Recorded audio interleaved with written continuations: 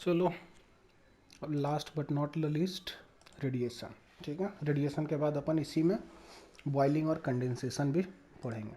ठीक है, अब रेडिएशन क्या है वह, all bodies emit radiation at a given temperature of all probable wavelength in on electromagnetic spectrum in all possible direction. मतलब जितना भी बॉडी है, सारा का सारा बॉडी, कोई भी बॉडी आप किसी को भी उठा लो, कोई भी जो मैटर है वो सारा मैटर रेडिएशन इमिट करता है और हर एक टेम्परेचर पे रेडिएशन इमिट करता है। ठीक है, जो कि किसी भी वेवलेंथ का हो सकता है, किसी भी वेवलेंथ का। ठीक है, और हर एक डायरेक्शन में। ठीक है, अब है ई, टोटल हेमिस्फेरिकल इमिसिव पावर। ये क्या है भाई? तो total radiation emitted by body पर unit time per unit area. ठीक है, integrated over all the wavelengths in all hemispherical direction. अभी जैसे कि रेडिएशन का अपन क्या बोले कि भाई हर एक बॉडी हर एक वेवलेंथ पे अपना इमिट करता है, हर एक टेम्परेचर पे इमिट करता है, तो ये सारे को इंटीग्रेट कर दो कि total radiation emitted by body पर unit time per unit area.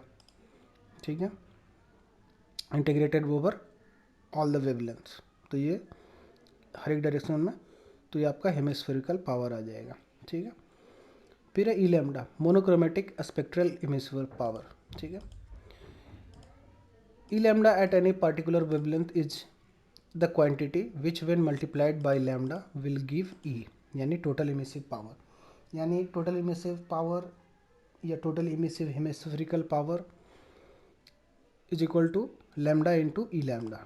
ठीक है, यानी E is equal to 0 to infinity E lambda into D lambda, integration किए, और अगर सम्मेशन करें तो E lambda I into lambda I. E lambda I मतलब हर एक जो आईएथ पार्टिकल है या आईएथ बॉडी है उसका ई मोनोक्रोमेटिक स्पेक्ट्रल या मोनोक्रोमेटिक या स्पेक्ट्रल इमिसिव पावर कितना है और उसका वेवलेंथ कितना है। ये देखिए सिमेशन कब होता है, जब आपके पास ऑब्सोल्यूट वैल्यू रहे। तो अगर वेरिएबल रहे तो इंटीग्रेशन करते हैं। ठीक है, तो इसलिए अगर वेरिएबल फंक्शन इस टाइप का दिया रहे तो इंटीग्रेट कीजिए। अगर डायरेक्ट अगर वैल्यू आपके पास ई लैम्डा का और लैम्डा का अगर रहे तो डायरेक्ट मल्टीप्लाई कीजिए और सबमेशन कर दीजिए, तो आपको ये आ जाएगा। ठीक है, फिर है इमिसिविटी या टोटल इमिसिविटी। तो emissivity is equal to emissive power by emissive power of a black body, या monochromatic emissive power by monochromatic emissive power of a black body. Emissivity is equal to emissivity lambda, यानी monochromatic spectral emissivity, यानी दोनों बराबर है। अगर emissivity बोले चाहे monochromatic emissivity बोले, दोनों सेम चीज़ है। ठीक है, for any body emissivity is less than equal to 1। For black body emissivity is equal to 1। क्यों हो जाएगा भाई? ऊपर में भी ई बी, नीचे में भी ई बी, तो 1 तो होना ही है। ठीक है, any body whose monochromatic emissivity E lambda is independent of lambda और is constant is known as grey body या ग्रे सरफेस। ठीक है, जिस बॉडी का E is equal to constant रहे, emissivity is equal to constant रहे, उसको बोलते हैं ग्रे बॉडी। ठीक है, अब है एब्जॉर्बिविटी। एब्जॉर्बिविटी, ठीक है, fraction of radiation incidenting on a surface absorb by it. कोई भी जितना भी रेडिएशन इस पे पड़ रहा है किसी बॉडी पे, तो उसका जो फ्रैक्शन ये एब्जॉर्ब कर लिया उसको बोलते हैं एब्जॉर्बिविटी। जितना पोर्शन रिफ्लेक्ट कर दिया उसको बोलते हैं रिफ्लेक्टिविटी, और जितना पोर्शन ट्रांसमिट कर दिया उसको बोलते हैं ट्रांसमिटिविटी। ठीक है, फ्रैक्शन ऑफ रेडिएशन है, फ्रैक्शन ऑफ एनर्जी है। ठीक है, एब्जॉर्बिविटी को डिनोट करते हैं अल्फा से, रिफ्लेक्टिविटी को रो से, और ट्रांसमिटी को टाउ से। ठीक है, अब तीनों को ऐड करो तो 1 ही होगा, क्योंकि फ्रैक्शन है भाई, नीचे में अपना क्या है, टोटल है, और ये सब फ्रैक्शन है। ठीक है, तो या तो एब्जॉर्ब करता है, या तो रिफ्लेक्ट करता है, या तो ट्रांसमिट करता है, तो सारे फ्रैक्शन को आप अगर जोड़ दोगे तो 1 ही आएगा। ठीक है, तो absorptivity plus reflectivity plus transmissivity is equal to 1। Opaque body के लिए ट्रांसमिटिविटी इज इक्वल टू 0, कुछ ट्रांसमिट नहीं करता है तो इसलिए transmissivity is equal to 0। For black body alpha is equal to 1 and emissivity is equal to 1, यानी कि एब्जॉर्बिटी जो एब्जॉर्ब करने का है वो टोटल एब्जॉर्ब कर लेता है, जितना भी रेडिएशन इस पर पड़ता है सारा का सारा ब्लैक बॉडी एब्जॉर्ब कर लेता है सारा रेडिएशन को। और emissivity is equal to V1 है, यानी कि जो इसका इमिसिव पावर है वो इज इक्वल टू EB है, ठीक है। ब्लैक बॉडी रेडिएशन है ना, तो इमिसिविटी इज इक्वल टू 1 है। फिर है reflectivity of metals is more than reflectivity of non metals. Metals का रिफ्लेक्टिविटी ज़्यादा होता है, ठीक है। जितना भी फ्रैक्शन ऑफ रेडिएशन मेटल पे पड़ेगा और उतना ही रेडिएशन अगर नॉन मेटल पे पड़े तो मेटल ज़्यादा रिफ्लेक्ट करेगा, नॉन मेटल कम रिफ्लेक्ट करेगा, ठीक है। नॉन मेटल्स एब्जॉर्ब करता है, मेटल्स रिफ्लेक्ट करता है, ठीक है। कंपेयर किया जाए तो मेटल्स ज़्यादा रिफ्लेक्ट करता है, नॉन मेटल्स कम रिफ्लेक्ट करता है, ठीक है। अब ये जो वैल्यू है अल्फ़ा, रो और टाउ का, वो चेंज करता है वेवलेंथ से। अगर वेवलेंथ चेंज हो गया तो ये वैल्यूज़ चेंज हो जाएगा। अगर टेम्परेचर भी ऑफ द बॉडी भी चेंज हो गया तो भी ये सब वैल्यूज़ चेंज हो जाएगा। और अगर सरफेस का रफनेस भी चेंज किया जाए तो भी ये सब वैल्यू एब्जॉर्बिविटी, रिफ्लेक्टिविटी और ट्रांसमिटिविटी चेंज हो जाएगा, ठीक है। यानी wavelength, temperature of the body and surface roughness. Law of thermal radiation, ठीक है। अब रेडिएशन है तो रेडिएशन में कुछ कुछ लॉ है। पहला लॉ है किरचॉफ्स लॉ। किरचॉफ्स लॉ क्या है? Emissivity is equal to alpha, ठीक है। यानी emissivity is equal to absorptivity, ठीक है। जितना इमिसिव होगा उतना ही ये अल्फा होगा, ठीक है। फिर है प्लैंक्स लॉ।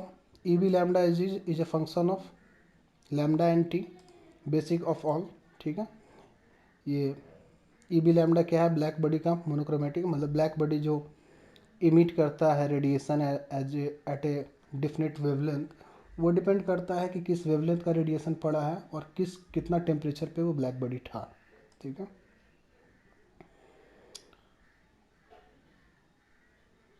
ठीक है, ये आपको हो गया डायग्राम, ठीक है। डिपेंड कर रहा है रेडिएशन का। ये है आपका क्यू, वो अपना Q is equal to Boltzmann constant into C into A T⁴, यानी कि रेडिएशन से कितना हीट डिसिपेट हुआ। और ये है लैम्डा, जो जिस वेवलेंथ का रेडिएशन पड़ा था। तो ये आपका ग्राफ बना, ठीक है। टेम्परेचर ऑफ द सरफेस अभी लिखाएगा T1 T2 T3 T4, ठीक है। तो अगर सरफेस ऑफ द बॉडी का जैसे कि ये λ1, λm1, λm2, λm3, λm4, ये क्या है? मैक्सिमम लैम्डा का वैल्यू है, ठीक है। तो जैसे जैसे टेम्परेचर आपका बढ़ेगा, ठीक है, अभी क्या है कि इस टाइप का है, ठीक है। तो T1 सबसे ज़्यादा है, तो λm जो है वो सबसे कम है, ठीक है। λm कम है, T1 सबसे ज़्यादा है, T2 उससे ज़्यादा, T2 T1 से कम है, तो λm2 उससे ज़्यादा है, T4 सबसे कम है और λm4 सबसे ज़्यादा है, ठीक है। तो इसको बोलते हैं कि हाइयर टेम्परेचर पे जितना आप टेम्परेचर बढ़ाइएगा तो लैम्डा जो चाहिए रेडिएशन के लिए वो घटते जाता है, ठीक है। ये लॉ है, ठीक है। ये ग्राफ को याद रखिए। थोड़ा सा अगर आपको दिक्कत हो रहा है तो थोड़ा बेहतर से आप पढ़ भी लीजिए इसको, ठीक है। इसको बोलते हैं विंड डिस्प्लेसमेंट लॉ, ठीक है। अब wind displacement law, λm into T is equal to constant is equal to 2898 micrometre kelvin, ठीक है। लैम्डा एम क्या है? मैक्सिमम टेम्परेचर ऑफ मैक्सिमम जो वेवलेंथ है, और टी है जिस टेम्परेचर पे बॉडी था, ठीक है। तो λm T is equal to constant. Stefan Boltzmann law क्या है? Energy emitted by a black body is proportional to T⁴, ठीक है। T is in kelvin. अब इसको सिग्मा इंटू T⁴ जो है वो वाट पर मीटर स्क्वायर होगा, ए नहीं है यहाँ पे, ठीक है। स्टीफन बोल्ट्जमैन कांस्टेंट का वैल्यू कितना होता है 5.67 into 10⁻⁻8 watt per metre square per kelvin to the power 4। ठीक है, इसको याद रखने का है कि टी केल्विन में है, डिग्री सेंटीग्रेड में नहीं है। ठीक है, अब Lambert cosine law, intensity is equal to I N cos theta. I क्या है? Intensity of radiation along any direction at any angle theta with respect to normal direction. ठीक है, per unit time, per unit projected area, per unit solid angle. ठीक है भाई, इतना सारा per unit है। ठीक है, intensity of radiation along any direction at any angle theta with respect to normal direction. ठीक है, आई एन क्या है? Normal intensity of radiation, radiation का जो नॉर्मल डायरेक्शन पे पड़ रहा है वो। ठीक है, अब जैसे इंटेंसिटी ऑफ रेडिएशन है, कोई भी बॉडी है वो अपना रेडिएशन इमिट कर रहा है तो उसका एक इंटेंसिटी है। तो किसी भी डायरेक्शन में कितना इंटेंसिटी से रेडिएट कर रहा है बॉडी, वो जो होता है वो आई एन कॉस थीटा। और आई एन क्या है? Normal intensity of radiation to the surface है। ठीक है, ए डिफ्यूज बॉडी और diffuse surface has same intensity of radiation. जो डिफ्यूज बॉडी होता है, ठीक है, उसका I is equal to constant होता है। ठीक है,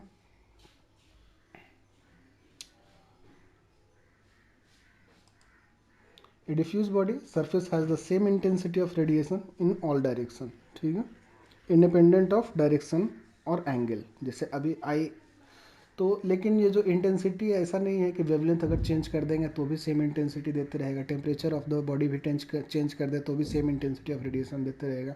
नहीं, ये जो पहला बात था वो तो हमेशा सही है।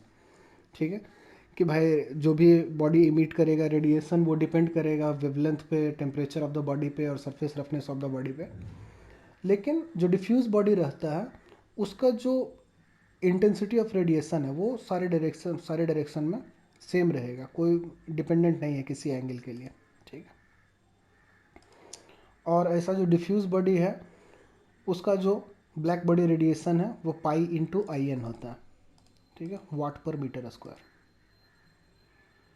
फिर है व्यू और शेप या कॉन्फ़िगरेशन फैक्टर। ठीक है, F12 fraction of radiation emitted by body 1 and reaching 2। F12 जो व्यू फैक्टर या शेप फैक्टर या कॉन्फ़िगरेशन फैक्टर जिसको बोलते हैं, F12 is fraction of radiation emitted by 1 and reaching surface 2। अब F11 यानी कि fraction of radiation emitted by 1 and reaching 1 for convex surface is equal to 0। क्यों जीरो होगा भाई? अब देख रहे हैं कि प्रोट्रूडिंग सरफेस है ना, जो भी यहाँ से रेडिएशन निकलेगा वो इस पर पहुँचेगा थोड़ी, तो इसलिए zero. F11 of a convex surface is more than 0 but less than 1। क्यों भाई? इस टाइप का रहेगा, जो भी निकलेगा कुछ ना कुछ तो रेडिएशन आपस में टकराएगा ही इसके सरफेस पे। ठीक है, F21 when 2 is surrounded by 1 is 1। ठीक है, अगर 2 इनसाइड ऑफ 1 है तो 2 से जितना भी रेडिएशन निकलेगा वो 1 पर पूरा पूरी पहुंचेगा, क्योंकि 1 तो सराउंड कर रहा है ना 2 को, तो इसलिए F21 when 2 is surrounded by 1 is 1।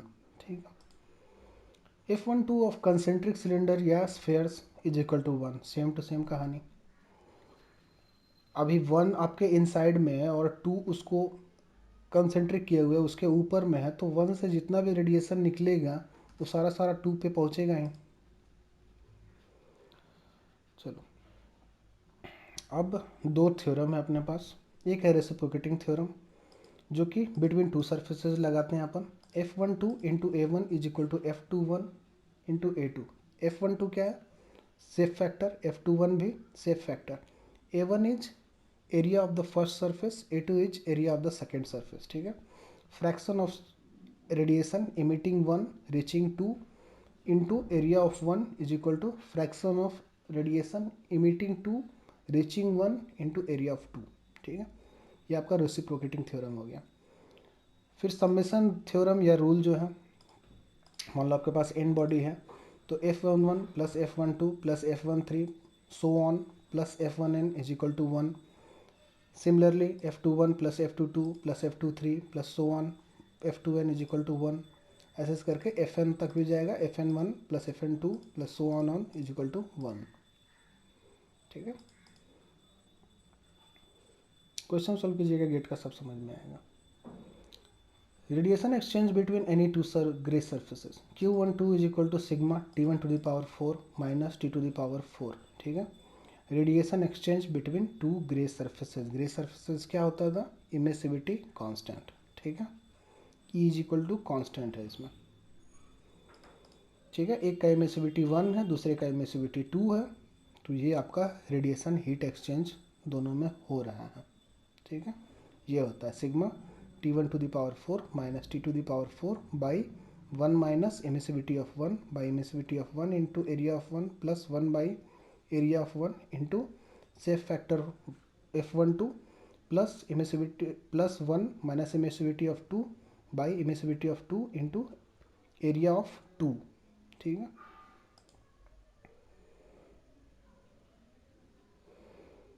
अब ये क्या है, सरफेस रेजिस्टेंस है ऑफ 1 एंड 2, ये आपका 2 के लिए, ये 1 के लिए सरफेस रेजिस्टेंस है, और ये आपका स्पेस रेजिस्टेंस है 1/A1 F12 जो है वो आपका स्पेस रेजिस्टेंस बिटवीन 1 एंड 2 है, ठीक है। Radiation exchange between to plates Q12, ठीक है। दो प्लेट है, एक का एमिसिविटी 1 है, दूसरा का एमिसिविटी 2 है, उन दोनों के बीच में क्या होगा रेडिएशन एक्सचेंज, तो Q12 is equal to sigma T1 to the power 4 minus T to the power 4 by 1/E1 plus 1/E2 minus 1, ठीक है।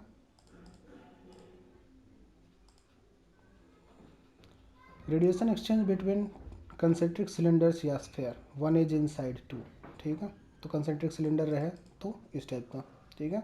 ये याद करने का चीज़ है, 1 इज इनसाइड 2, A1/A2 है, ठीक है। 1 इज इनसाइड 2, ये फार्मूला होगा sigma T1 to the power 4 minus T to the power 4 by 1/E1 plus A1/E2 1/E2 minus 1। Radiation exchange between two parallel plates with and radiation shields between them, ठीक है। अब radiation shield लगा दिया गया, दो parallel plate है, उन दोनों के बीच में एंड रेडिएशन शील्ड लगा दिया गया, तो कितना हीट एक्सचेंज होगा दोनों के बीच में, तो sigma A T1 to the power 4 T to the power 4, A क्या है, एरिया ऑफ द प्लेट है, ठीक है, by 1 plus emissivity of 1 plus 1 by emissivity of 2 plus 2n number of shields जो है, फिर ES emissivity of the shield minus n plus 1, ठीक है। Q with shield by without shield जो होता है वो 1/n प्लस 1, n क्या है, नंबर ऑफ शील्ड्स, ठीक है।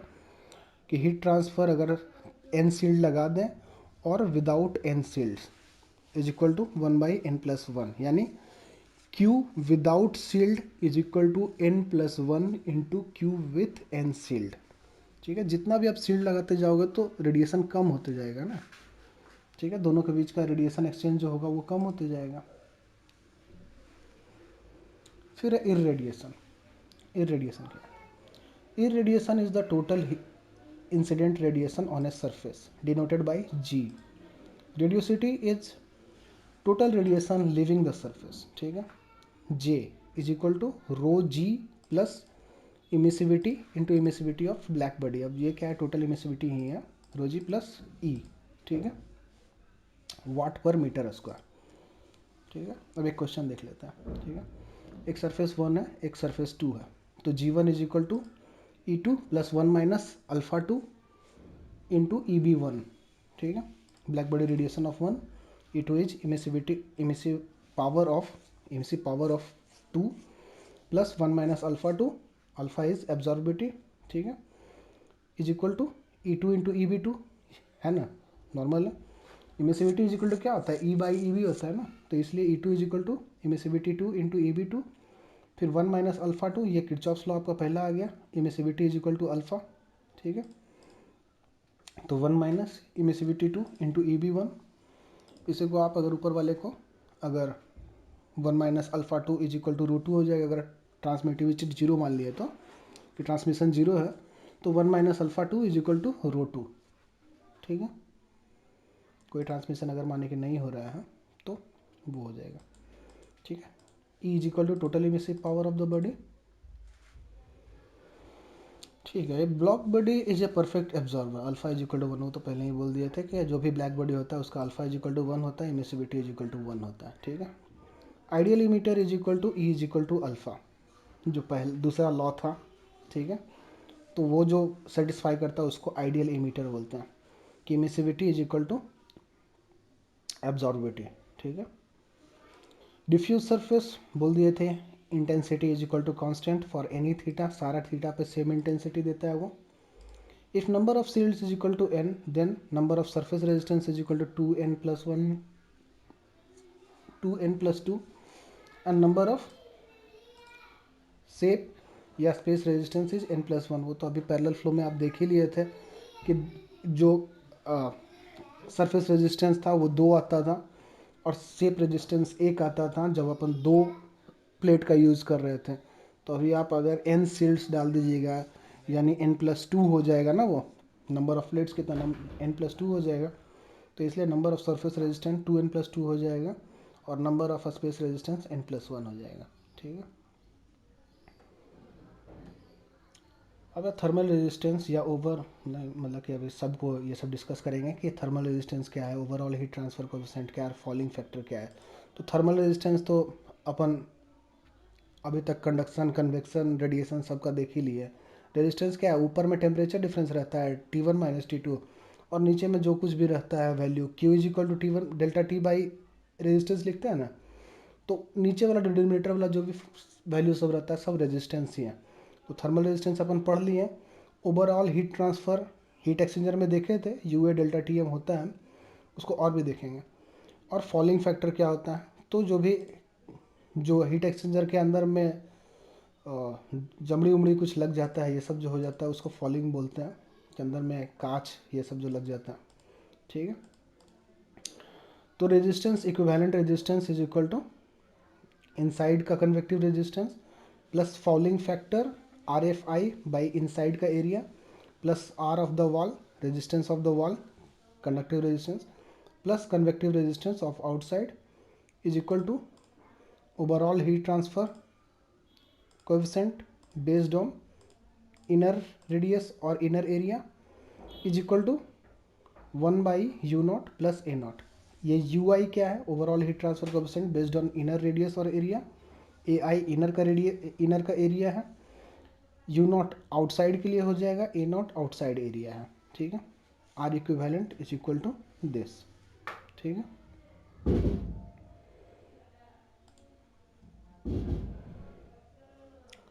अब Q is equal to delta T/R, ये तो आपको पता ही है, and Q is equal to overall heat transfer coefficient into area into delta T। अगर इनसाइड का है तो इनसाइड, आउटसाइड का है तो आउटसाइड, ठीक है। UI AI या U0 A0। अब आते हैं बॉइलिंग और कंडेंसेशन पे, ठीक है।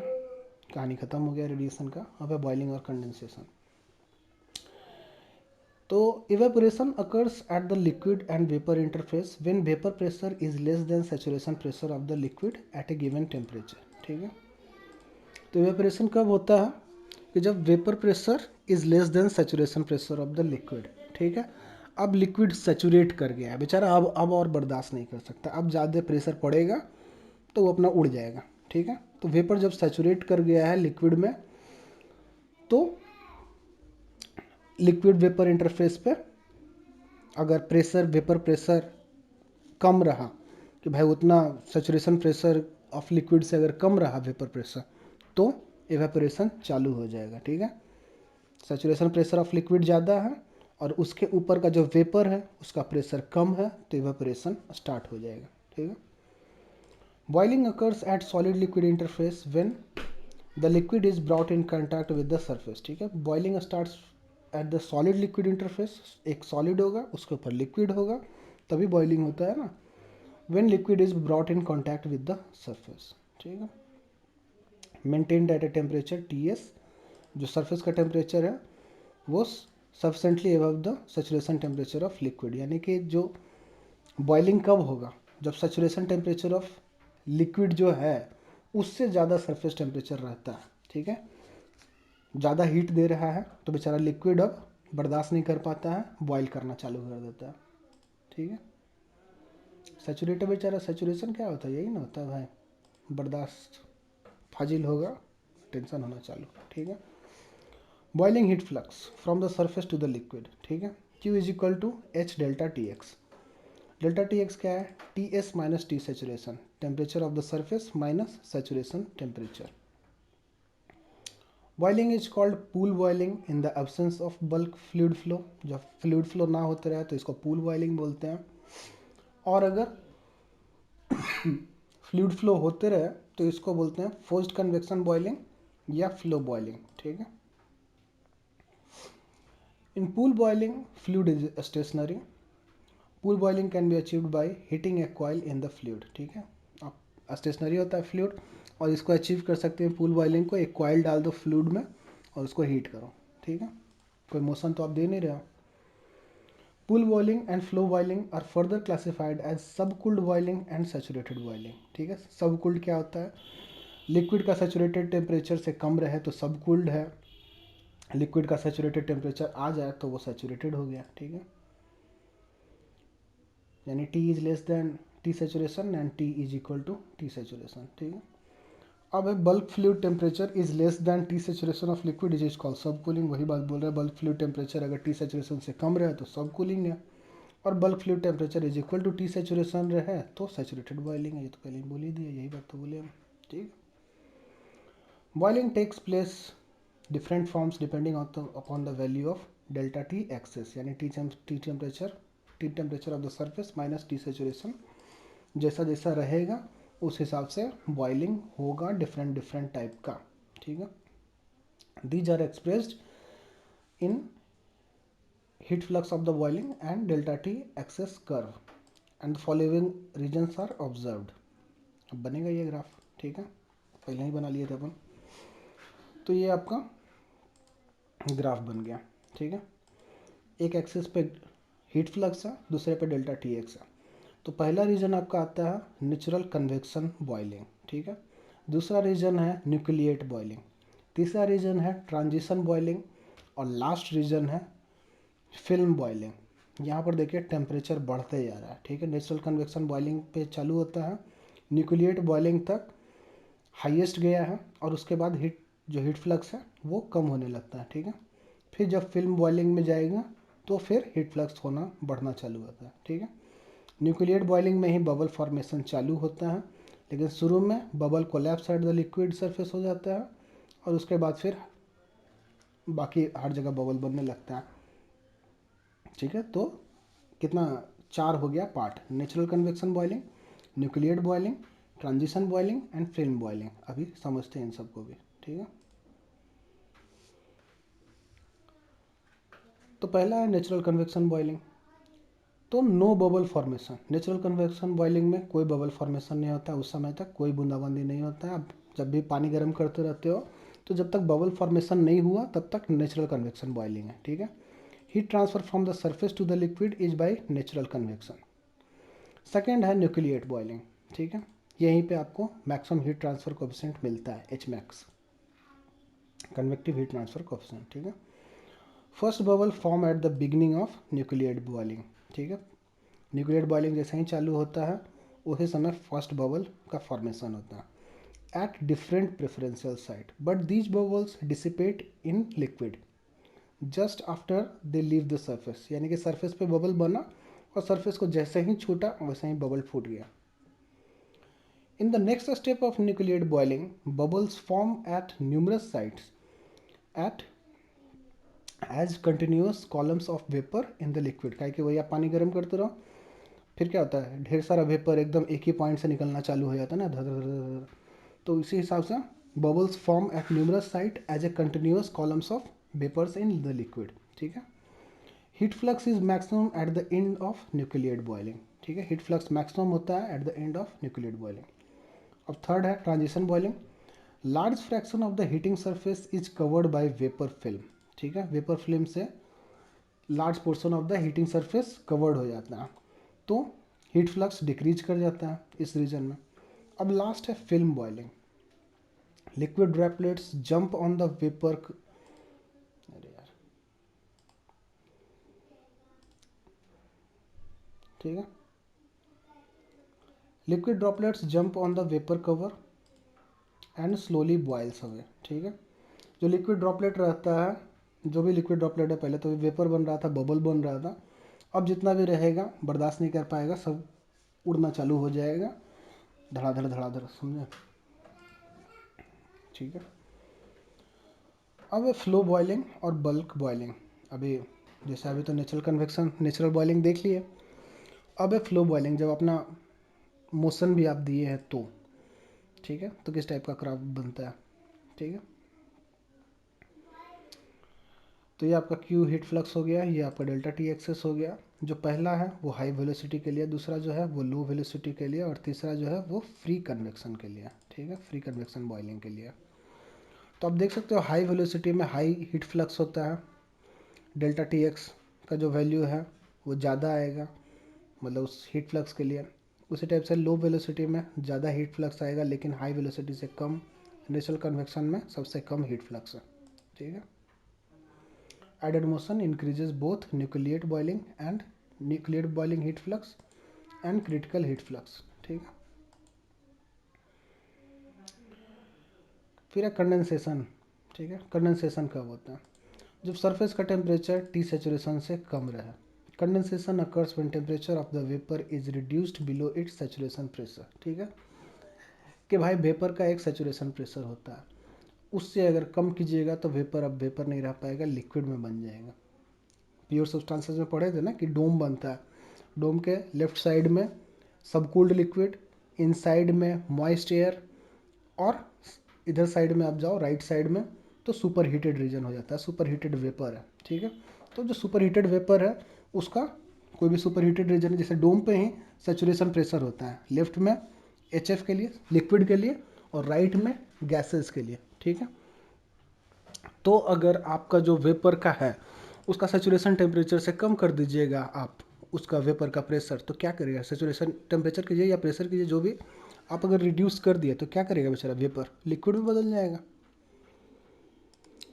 ठीक है ना। सबका अपना अपना होता है ना भाई, सेचुरेशन का एक टाइम, सेचुरेशन का एक प्रेशर, एक टेम्परेचर होता है, उससे अगर छेड़खानी कीजिएगा तो वो फॉर्म नहीं रह पाएगा, ठीक है। Condensation occurs when temperature of the vapour is reduced below the saturation temperature.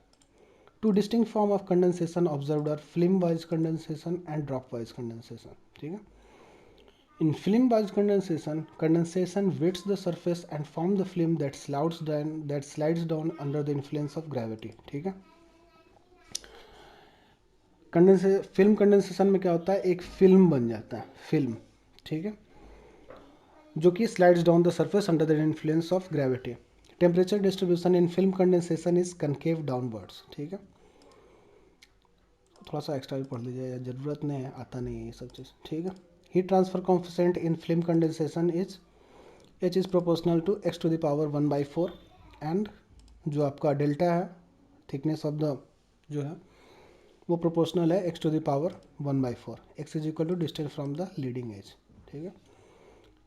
फिर heat transfer coefficient of film condensation is less than dropwise condensation, ठीक है। ड्रॉप वाइज कंडेंसेशन में क्या होता है कि हर एक जगह जगह पे ड्रॉप बना हुआ रहता है, और फिल्म में पूरा धार बना हुआ रहता है, बस इतना ही डिफरेंस है दोनों में, ठीक है। Thank you.